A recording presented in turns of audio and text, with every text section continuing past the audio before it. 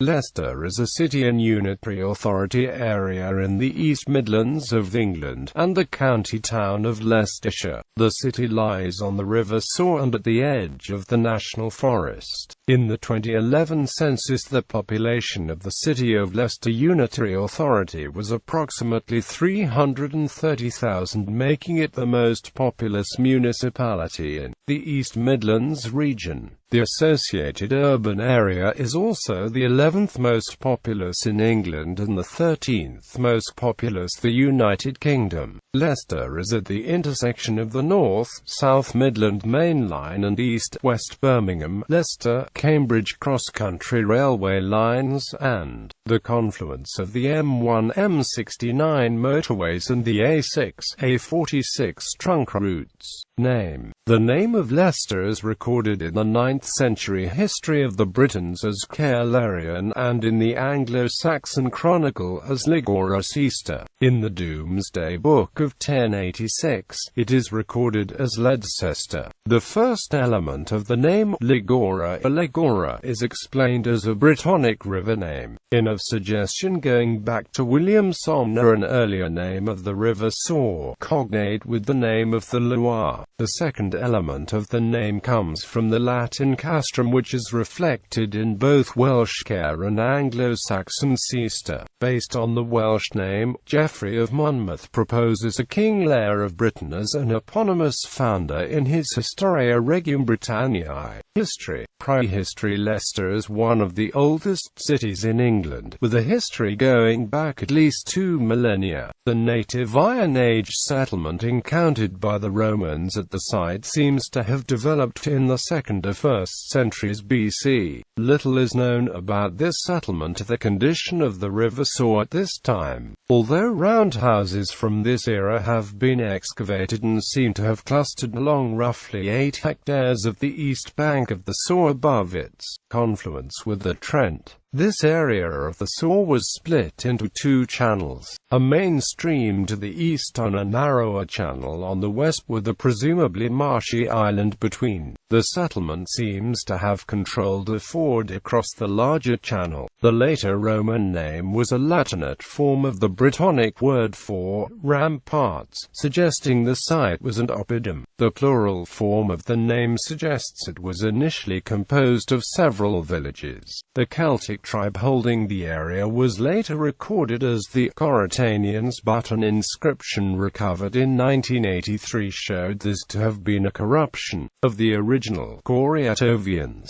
The Coryatovians are believed to have ruled over roughly the area of the East Midlands. Roman. It is believed that the Romans arrived in the Leicester area around AD 47, during the conquest of southern Britain. The Coryatovian settlement lay near a bridge on the Fosse Way, a Roman road between the legionary camps at Isca and Lindum. It remains unclear whether the Romans fortified and garrisoned the location, but it slowly developed from around the year 50 onwards as the tribal capital of the Coryatovians under the name Rati Coryatovorum. In the 2nd century, it received a foramen bathhouse. In 2013, the discovery of a Roman cemetery found just outside the old city walls and dating back to AD 300 was announced. The remains of the baths of Rome and Leicester can be seen at the Dury Wall. Recovered artifacts are displayed at the adjacent museum. Medieval knowledge of the town following the Roman withdrawal from Britain is limited. Certainly there is some continuation of occupation of the town, though on a much reduced scale in the 5th and 6th centuries. Its memory was preserved as a Caelarion of the history of the Britons. Following the Saxon invasion of Britain, Leicester was occupied by the Middle Angles and subsequently administered by the Kingdom of Mercia. It was elevated to a bishopric in either 679 or 680. This see survived until the 9th century, when Leicester was captured by Danish Danish Vikings. The settlement became one of the 5 burghs of the Danelaw, although this position was short-lived. The Saxon bishop, meanwhile, fled to Dorchester-on-Thames, and Leicester did not become a bishopric again until the Church of St. Martin became Leicester Cathedral in 1927.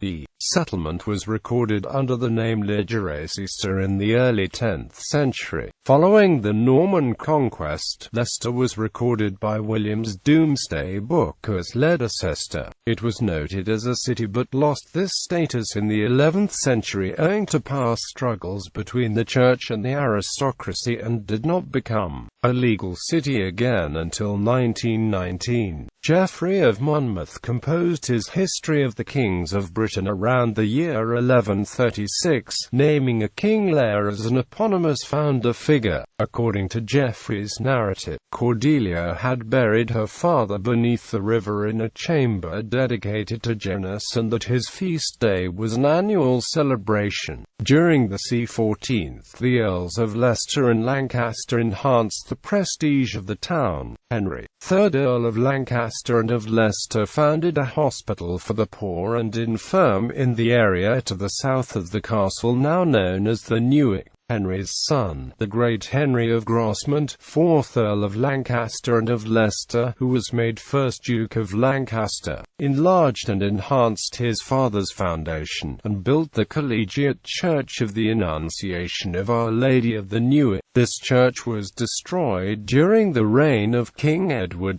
VI. It became an important pilgrimage site because it housed a thorn said to be from the crown of thorns, given to the Duke by the King of France.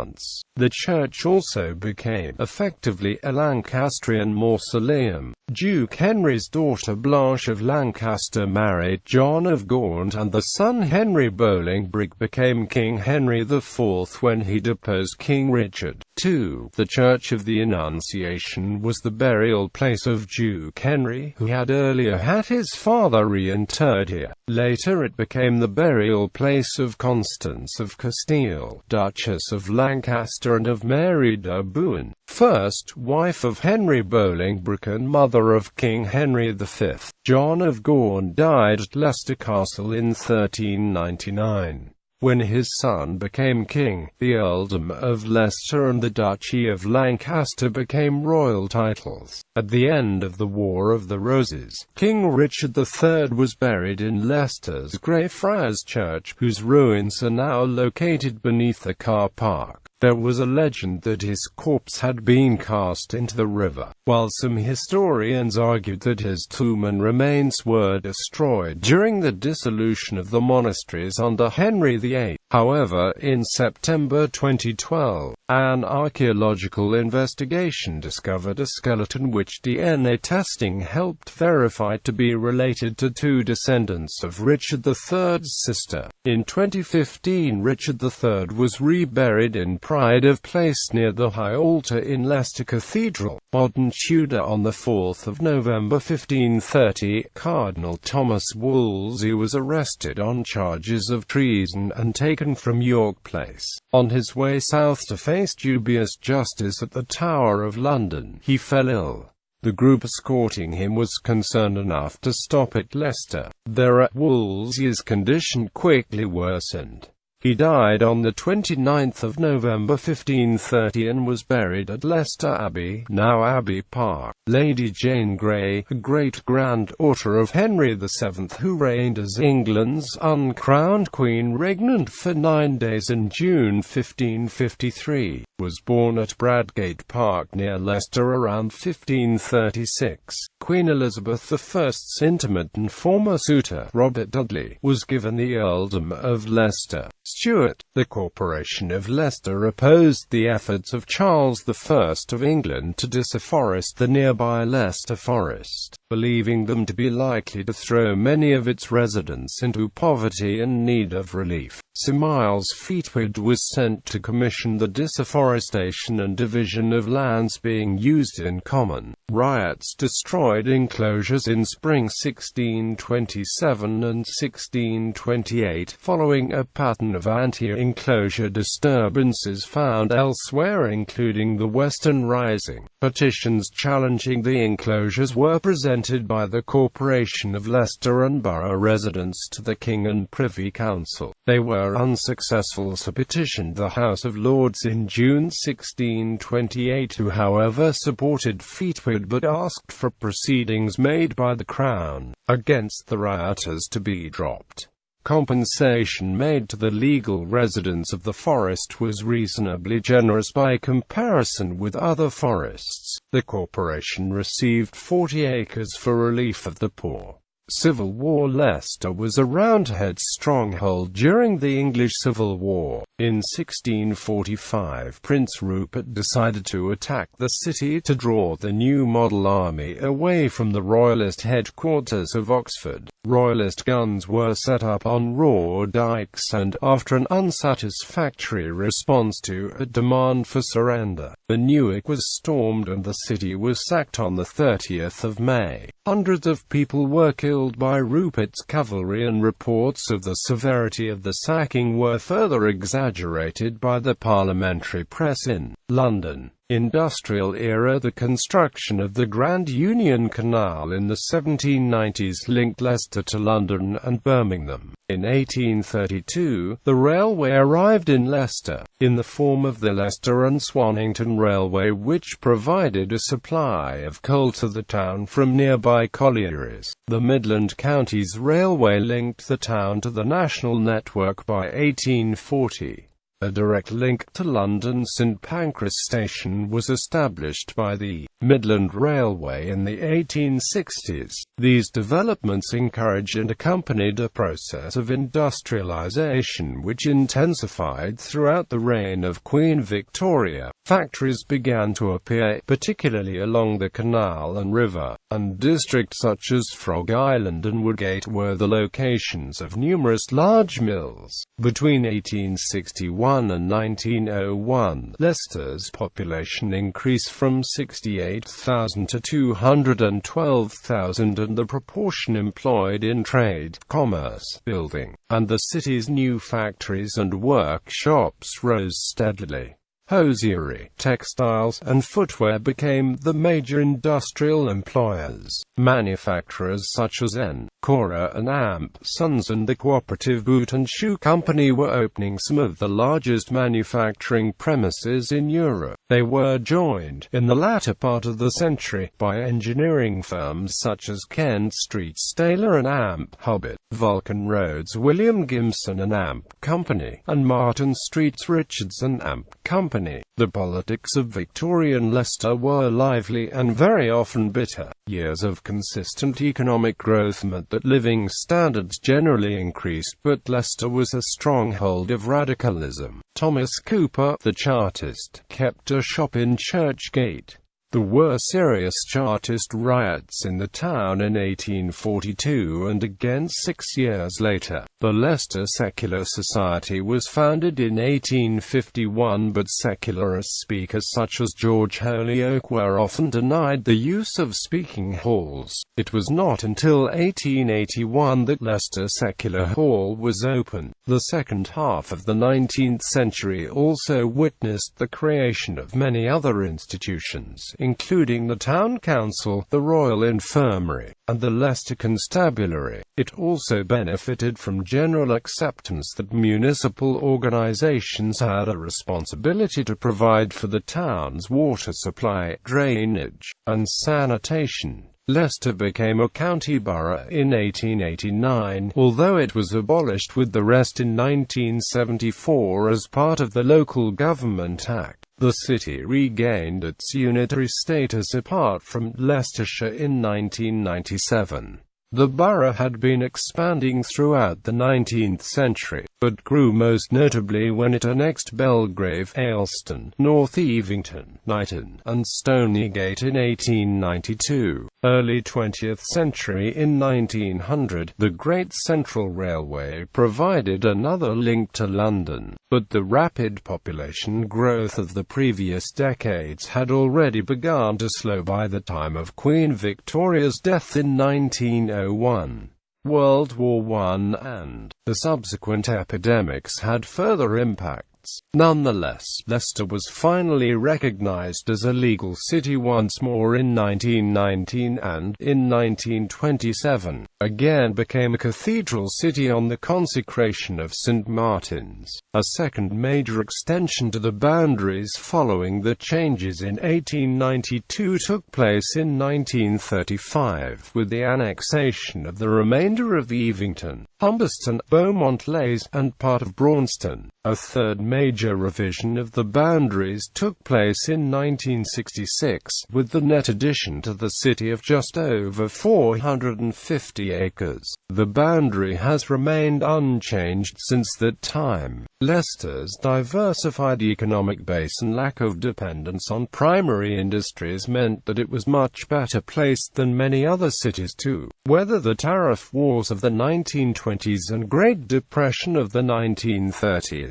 The Bureau of Statistics of the newly formed League of Nations identified Leicester in 1936 as the second richest city in Europe, and it became an attractive destination for refugees fleeing persecution and political turmoil in continental Europe. Firms such as Cora and Liberty Shoes used the reputation for producing high-quality products to expand their businesses. These years witnessed the growth in the city of trade unionism and particularly the cooperative movement. The co-op became an important employer and landowner when Leicester played host to the Jarrow March on its way to London in 1936. The co-op provided the marchers with a change of boots. In 1938, Leicester was selected as the base for Squadron 1F, the first ADCC, the predecessor of the Air Training Corps. Contemporary, the years after World War II, particularly from the 1960s onwards, brought many social and economic challenges. Urban expansion, central rapprochement, mass house building continued across Leicester for some 30 years after 1945. Existing housing estates such as Braunston were expanded, while several completely new estates, of both private and council tenure, were built. The last major development of this era was Beaumont-les in the north of the city, which was developed in the 1970s as a mix of private and council housing. There was a steady decline in Leicester's traditional manufacturing industries and, in the city centre, working factories and light industrial premises have now been almost entirely replaced. Many former factories, including some on Frog Island and at Donisthorpe Mill, have been badly damaged by fire. Rail and barge were finally eclipsed by automotive transport in the 1960s and 1970s. The Great Central and the Leicester and Amp Swannington both closed, and the northward extension of the M1 motorway linked Leicester into England's growing motorway network. With the loss of much of the city's industry during the 1970s and 1980s, some of the old industrial jobs were replaced by new jobs in the service sector, particularly in retail. The opening of the Haymarket shopping centre in 1971 was followed by a number of new shopping centres in the city, including St Martin's Shopping Centre in 1984 and the Shire Shopping Centre in 1992. The Shires was subsequently expanded in September 2008 and rebranded as Highcross by the 1990s as well. Leicester's central position and good transport links had established it as a distribution centre. The southwestern area of the city has also attracted new service and manufacturing businesses. Immigration. Since the war, Leicester has experienced large-scale immigration from across the world. Many Polish servicemen were prevented from returning to the homeland after the war by the communist regime, and they established a small community in Leicester. Economic migrants from the Irish Republic continued to arrive throughout the post-war period. Immigrants from the Indian subcontinent began to arrive in the 1960s. The numbers boosted by Asians arriving from Kenya and Uganda in the early 1970s. In 1972, Idi Amin announced that the entire Asian community in Uganda had 90 days to leave the country. Shortly thereafter, the Leicester City Council launched a campaign aimed at dissuading Ugandan Asians from migrating to the city. The ads did not have their intended effect, instead making more migrants aware of the possibility of settling in Leicester. Nearly a quarter of initial Ugandan refugees settled in Leicester, and by the end of the 1970s around another quarter of the initially dispersed refugees had made the way to Leicester. Officially, the adverts were taken out for fear that immigrants to Leicester would place pressure on city services, and at least one person who was a city councillor at the time says that he believes they were placed for racist reasons. The initial advertisement was widely condemned, and taken as a marker of anti-Asian sentiment throughout Britain as a whole, although the attitudes that resulted in the initial advertisement were changed significantly in subsequent decades. Recent Leicester councillors have expressed significant regret for the council having run the advertisement. In the 1990s, a group of Dutch citizens of Somali origin settled in the city. Since the 2004 enlargement of the European Union, a significant number of East European migrants have settled in the city, while some wards in the northeast of the city are more than 70% South Asia, wards in the west and south are all over 70% white. The Commission for Racial Equality had estimated that by 2011 Leicester would have approximately a 50% ethnic minority population, making it the first city in Britain not to have a white British majority. This prediction was based on the growth of the ethnic minority populations between 1991 and 2001. However, Professor Ludi Simpson at the University of Manchester School of Social Science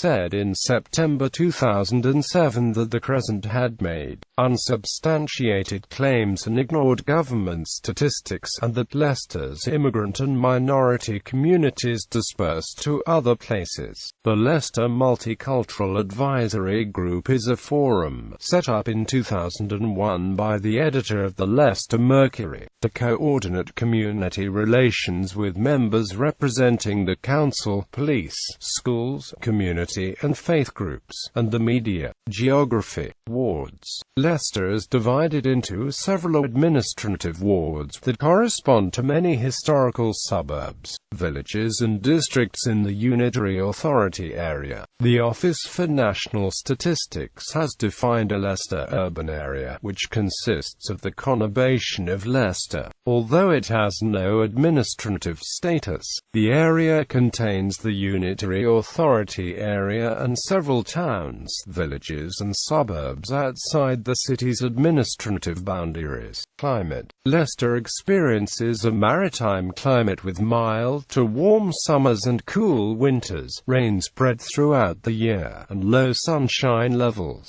The nearest official weather station was Newtown Linford, about 5 miles northwest of Leicester city centre and just outside the edge of the urban area. However, observations stopped there in 2003. The current nearest weather station is Market Bosworth, about 10 miles west of the city centre. The highest temperature recorded at Newtown Linford was 34.5 degrees Celsius during August 1990, although a temperature of 35.1 degrees Celsius was achieved at Leicester University during August 2003. More typically, the highest temperature would reach 28.7 degrees C. The average annual maximum, 11.3 degrees Celsius days of the year should attain a temperature of 25.1 degrees Celsius or above. The lowest temperature recorded at Newtown Linford was -16.1 degrees Celsius during January 1963. Typically, 54.9 air frosts will be recorded during the course of the year. Rainfall averages 684.4 mm per year, with 1 mm or more falling on 120.8 days. All averages refer to the period 1971 to 2000. Government. On the 1st of April 1997, Leicester City Council became a unitary authority. Before then, local government was a two-tier system. The city and county councils were responsible for different aspects of local government services. This system is still in place in the rest of Leicestershire. Leicestershire County Council retained its headquarters at County Hall in Glenfield, just outside the city boundary but within the urban area. The administrative offices of Leicester City Council are in the centre of the city at 115 Charles Street, having moved from Welford Place, to be developed into a complex of offices and plazas. Some services still cover the whole of the city and county, but for the most part the councils are independent. After a long period of Labour administration, the City Council from May 2003 was run by a Liberal Democrat Conservative coalition under Roger Blackmore, which collapsed in November 2004. The minority Labour group ran the city until May 2005 under Ross Wilmot, when the Liberal Democrats and Conservatives formed a new coalition again under the leadership of Roger Blackmore. In the local government elections of 3 May 2007, Leicester's Labour Party once again took control of the council in what can be described as a landslide victory, gaining 18 new councillors. Labour polled on the day 38 councillors, creating a governing majority of +20. Significantly, however, the Green Party gained its first councillors in the Castle ward, after losing on the drawing of lots in 2003, though one of these subsequently resigned and the seat was lost to Labour in a by-election on 10 September 2009.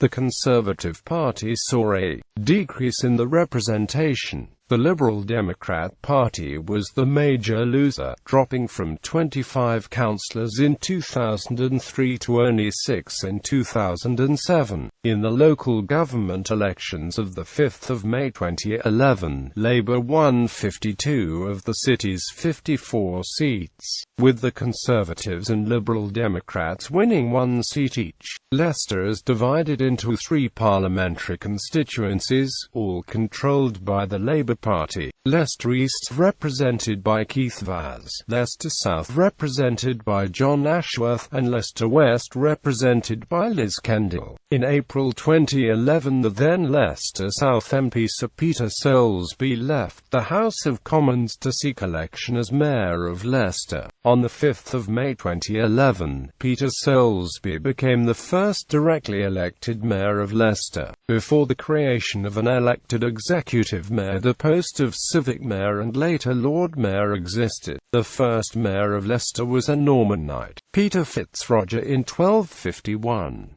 Following the restoration of city status, this title was elevated to Lord Mayor. Quote, in 1987, the first Asian Mayor of Leicester was indirectly elected by the councillors, Councillor Gordon Palmer. After institution of a directly elected mayor in 2011, the Lord Mayor of Leicester still exists as a ceremonial role under Leicester City Council. Coat of Arms. The Corporation of Leicester's coat of arms was first granted to the city at the heraldic visitation of 1619, and is based on the arms of the first Earl of Leicester, Robert Beaumont. The charge is a cinquefoil ermine on a red field, and this emblem is used by the City Council. After Leicester became a city again in 1919, the City Council applied to add to the arms. Permission for this was granted in 1929, when the supporting lions from the Lancastrian Earls of Leicester were added. The motto, Semper Eadem, was the motto of Queen Elizabeth